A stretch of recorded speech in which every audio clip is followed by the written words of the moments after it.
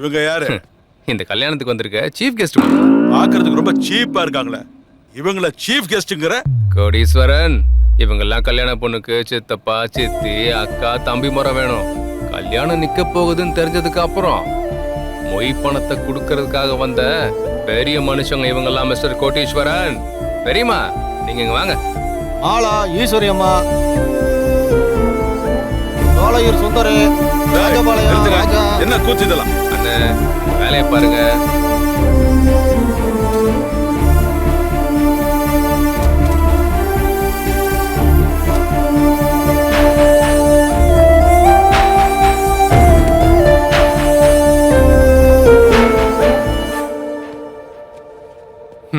Mister கோடீஸ்வரன், உங்களுக்கு கொடுக்க வேண்டிய வரதட்சணையோட பேலன்ஸ்.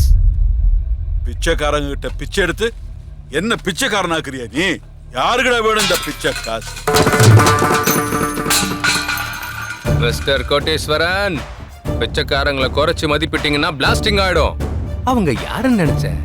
பிச்சைங்கிற பேர்ல நம்ம கிட்ட இருந்து சில்லறையை வாங்கிட்டு நம்ம பாவங்களை கழுவுற வாஷிங் மிஷின். இவங்க பெரிய மனுஷன்.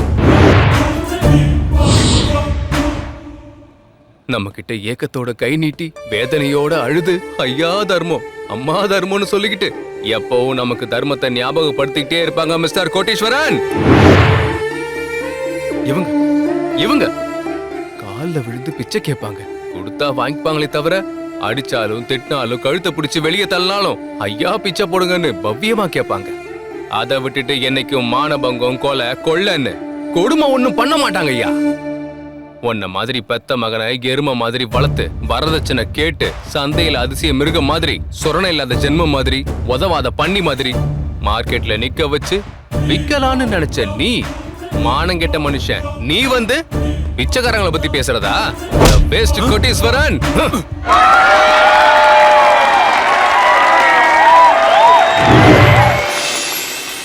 பிச்சைக்காரங்களை எப்பவுமே குறைச்சு இடப்படாத மிஸ்டர் கோடீஸ்வரன். இத்தனை நாள் பணம் தான் பெருசுன்னு வாழ்ந்துகிட்டு இருந்தேன்.